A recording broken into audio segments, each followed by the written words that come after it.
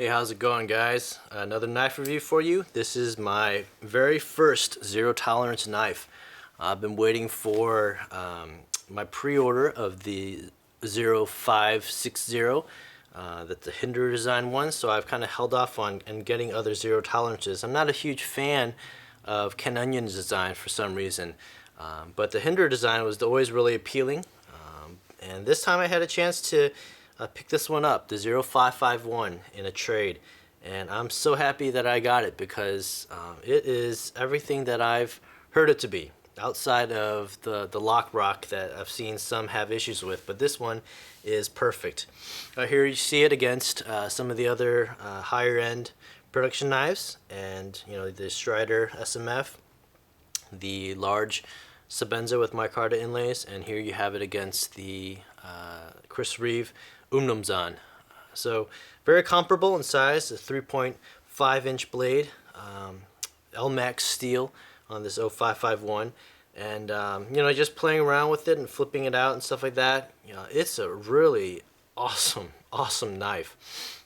This one doesn't have any kind of speed safe design or anything like that with Kershaw's auto flipping and all that kind of stuff.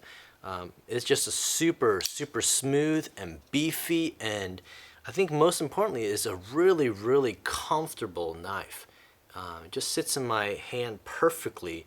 I would say in terms of ergonomics, I would comparable to some of the Emersons that I own right now.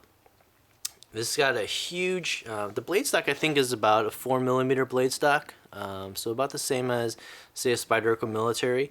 It really doesn't taper too much. You got a little false wedge here, and then it kind of opens up a little bit, kind of a little reminiscent of like a reverse not reverse Tanto, but it just has a thicker tip here towards the end.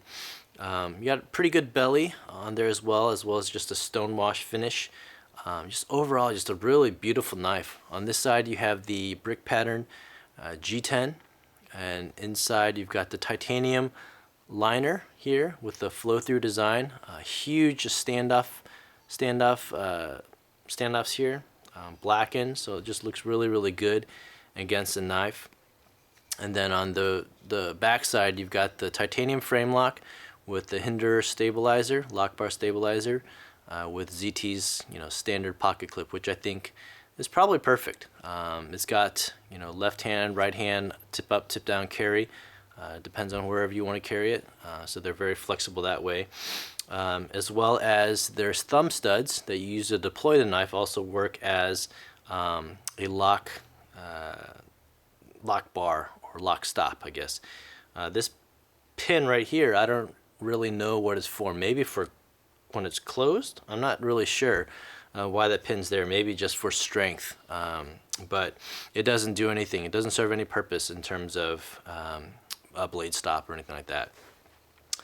Overall fit and finish of this zero tolerance I think is on par with all the customs. If anything, with the Sebenza, with the Strider, I think it would hold its own for sure. And all the reviews that you guys see out there, believe it. This particular model that I have here is super solid. There's absolutely no blade play. Centering is perfect. One thing that really attracted me about this knife is how beefy that frame lock is. And I know that they say the strength is, right here in this cutout. So it is pretty thin, but I don't know, maybe the thickness of this titanium lock bar is maybe a false sense of security. But I like it, it's thick, it's beefy, and it does just make me feel like it's gonna hold up to a lot. So overall, I think this zero tolerance is an awesome blade. Whether or not it's worth the money, I think so. The 200, 250 range. I think it's with the quality of the materials and everything, just the look and design, the feel, the ergonomics, this little choil right here. It's a great knife.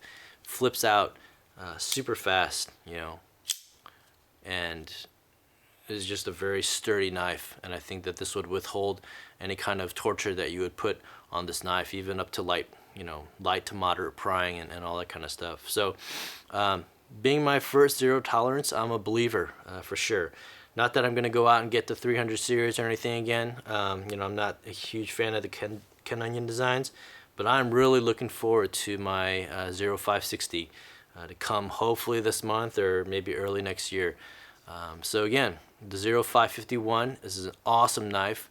I would have no hesitation to to suggest that you guys go out and get the 0550. I think the 550 has a different G10 pattern. It's got like kind of like a vertical diagonal cutouts here, and it's got a S35 VN steel. So I don't know. I think you're getting a great knife with that purchase as well. So this is technically, I guess, a sprint run model of the 550 series.